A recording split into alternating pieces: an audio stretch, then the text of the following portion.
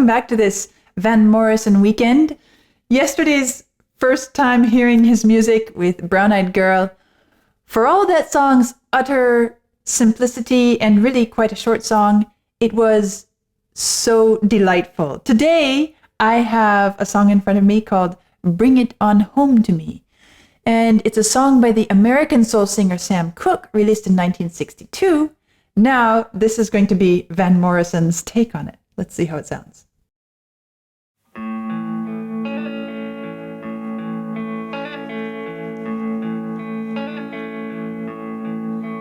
If you ever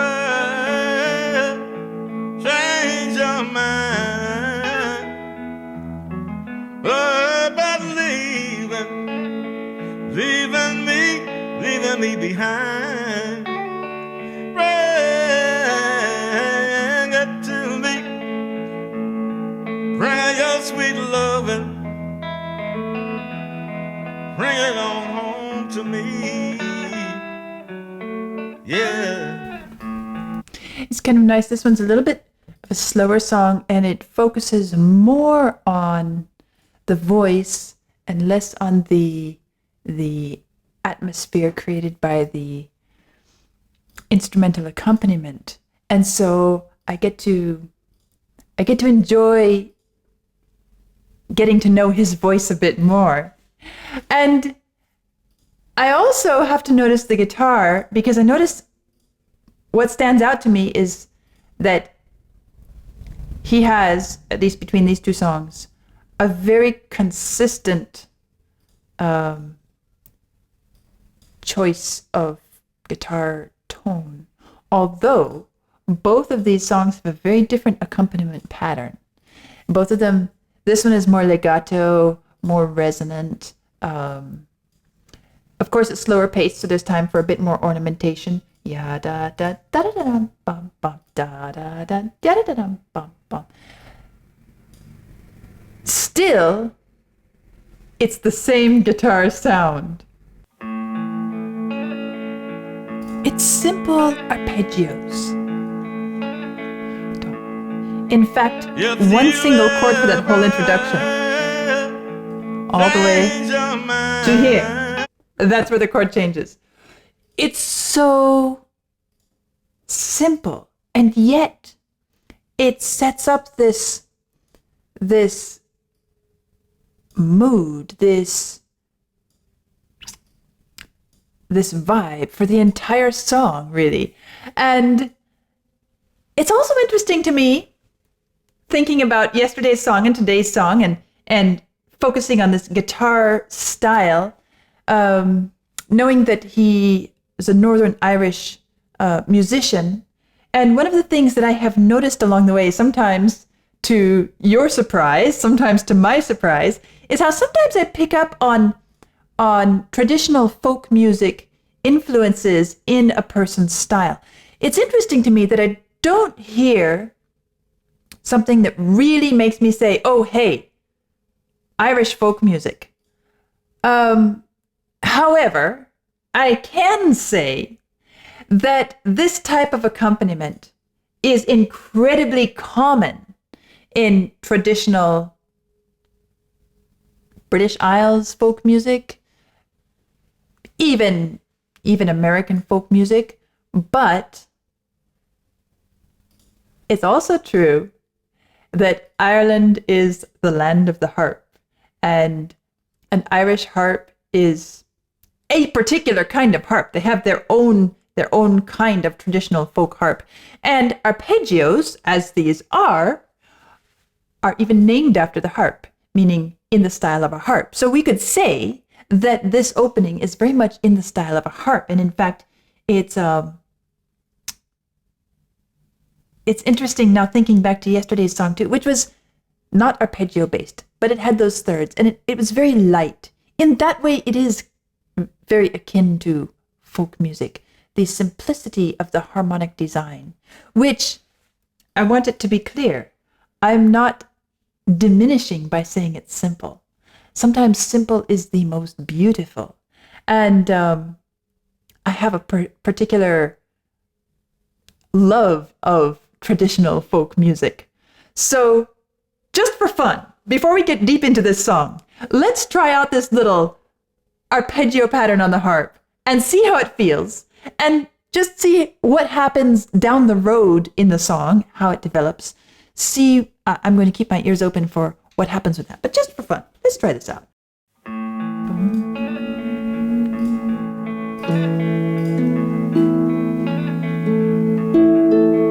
If you ever Okay, so we are in the key of A. That's our opening arpeggio.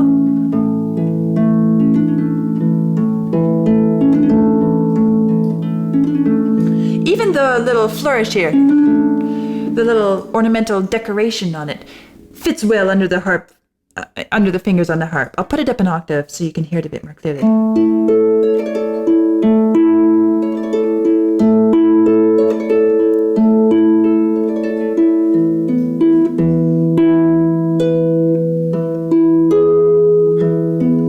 Let's see, what exactly did he voice that as? If you ever change your mind about leaving me behind, bring it to me, bring your sweet loving, bring it on home to me.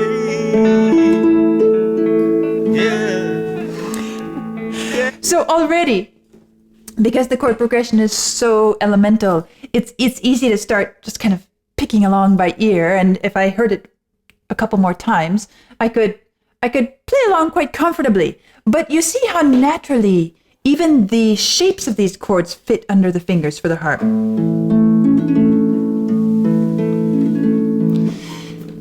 But it's beautiful. And it doesn't have to be for the harp or for the guitar to be beautiful. But it's nice to notice where these common grounds are and common meeting points are between instruments, between musical styles, and how each instrument brings its own color, its own kind of light to the piece. So now let's keep going and see how this song develops as we progress through it. To me, yeah, you know I tried. Okay, here comes the bass. Treat you right. Nice bit of, because the one thing guitar doesn't have are the bass notes. I've got a bit more on the harp. Want you to bring it to me. Nice bit of chorus there. Bring your sweet loving up. Bring it on. Bring it back. Bring it back. Bring it back. I'll give you jewelry. And money, money, money, money too.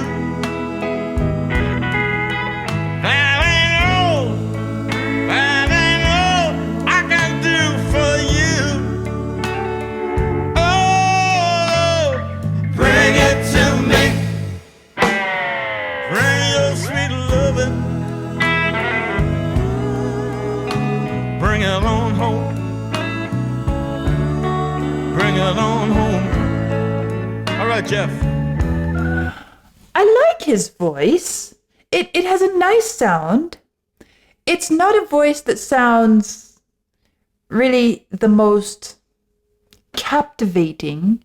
And I don't think it's because of the actual sound of it. I think that as I'm listening and hearing, it feels like when he wants to intensify the emotional expression, he ends up not knowing how to do it, if I can be so bold as to say so. It sounds almost like he's swallowing the sound, like he's feeling it tense inside himself, but it's not actually coming out. And that's that's a very bold critique for me to make, but that is how I hear it. And so as much as I think that he does have a nice voice to bring to this, and I like the tone, I like the way it contrasts with the musical accompaniment.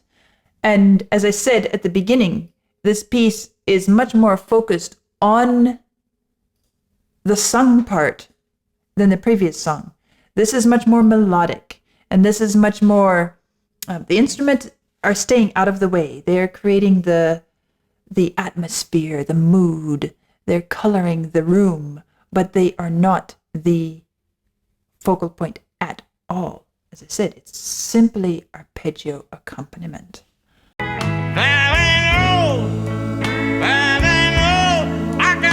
For example, here, I feel like he could open up a bit more. Bring it to me. But this chorus Bring your sweet love. does what's needed to Bring it on home. give us that openness when we need it. Bring it on home. All right, Jeff. Jeff must be the guitarist, the solo guitarist.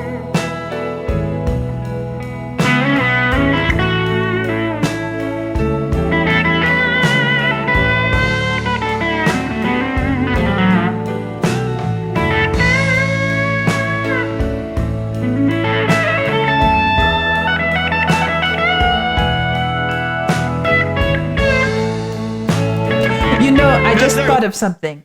A slight detour of conversation, but I think it's worth taking this detour because I just recently did a weekend of David Bowie's music, and one of the things that really stood out to me that weekend was Bowie's particular rhythmic tendencies in his music. And I talked about how the beats were not really the focal point. It was more the texture of the subdivisions of the beats along the way. This is a great contrast, a great other side of the picture, where we hear the beat and we feel the beat, and the beat is so important, and we feel ourselves needing to move towards the next beat. Dum, da da da dum, da da da dum.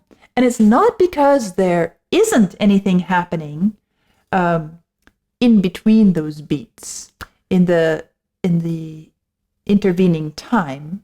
In fact, we do hear stuff happening on pretty much every. There's texture. There's.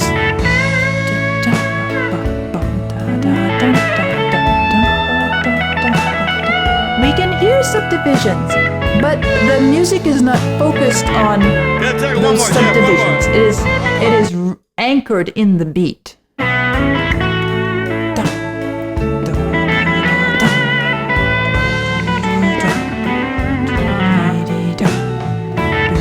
Which is the exact opposite of what I felt and heard with Bowie's music. So, as I said, a slight detour, but worthy of notice since that was a conversation just recently in another context. Back to what's happening in this music. Let's keep going. Gotta take one more, Jeff, one more.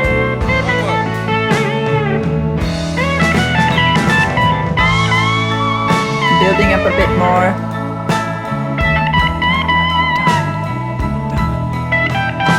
I like the way the piano is extending the guitar pitch.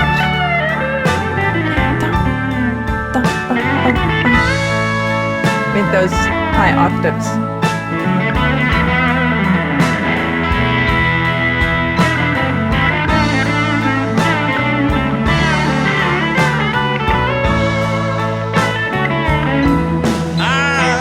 I'll give you everything I had in the bank.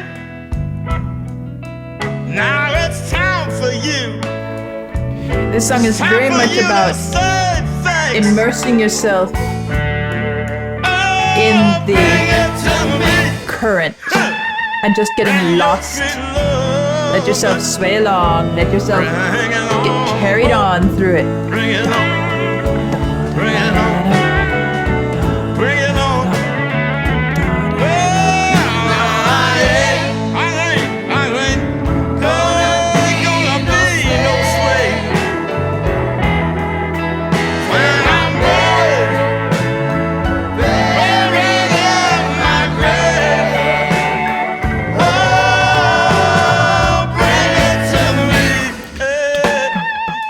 It's interesting the way the drums sometimes when he sings "Bring it to me," the drums emphasize every beat. Bring it to me, and it stands out because so much of the rest of the time it's beat, da da da beat. So when it emphasizes every syllable, it becomes significant musically.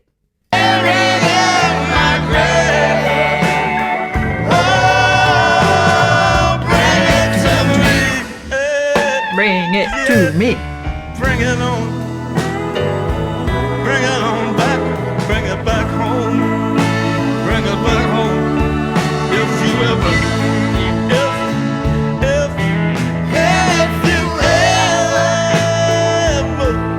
change your mind, I'll probably leave me behind. It starts to have a sort of a gospel feel to it. Bring your sweet loving. Bring it on back. Bring it on back. The chorus, the oohs, it sounds like it could be. Bring it on home to me, baby.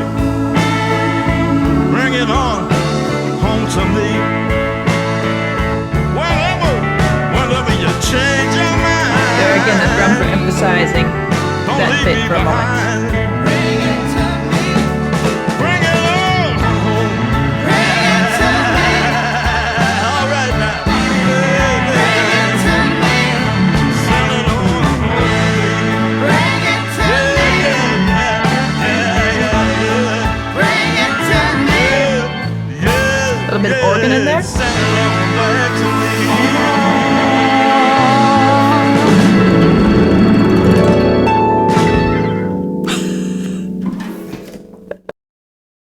Well, considering the fact that this was originally by the American soul singer Sam Cooke, well, I haven't heard Sam Cooke's version, but that explains, of course, why it has this sort of gospel soul feel to it, especially as it's progressing on and moving through towards the end. It was digging deeper into that musical vibe, that tradition. The song started off with this very light, very traditional, more folk style, arpeggiated accompaniment, ornamentation.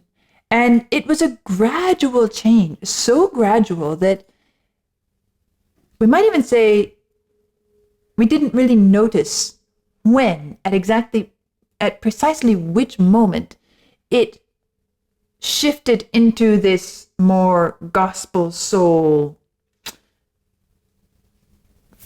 vibe, style.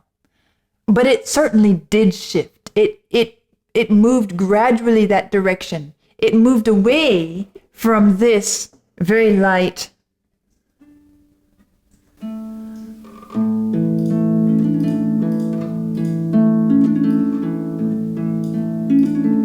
which is more folk or even Baroque, we might say.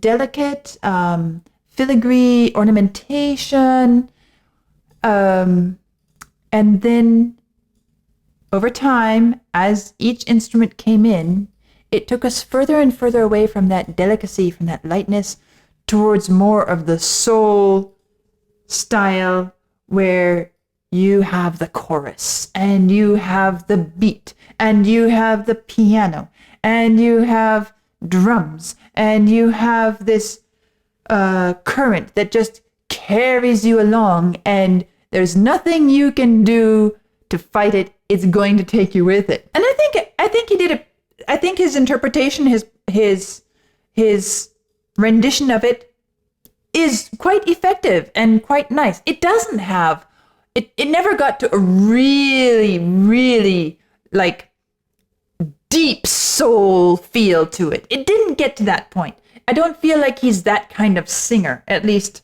what I hear. So it was a bit more conservative, but it was enjoyable. Now, if I were to choose between the two that I've heard this weekend, I think my preference would be for Brown-Eyed Girl. To me, it felt more authentic. This one felt nice. It was fine, but it felt like probably something I might hear if I walk into any church that sings and plays gospel music.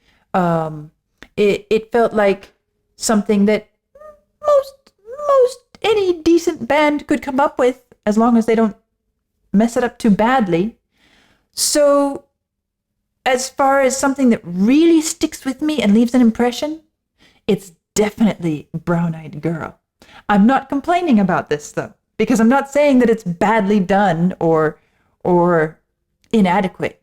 It's just not something that makes me say, oh wow, what an incredible artist. Of course, it's a cover, so there's that.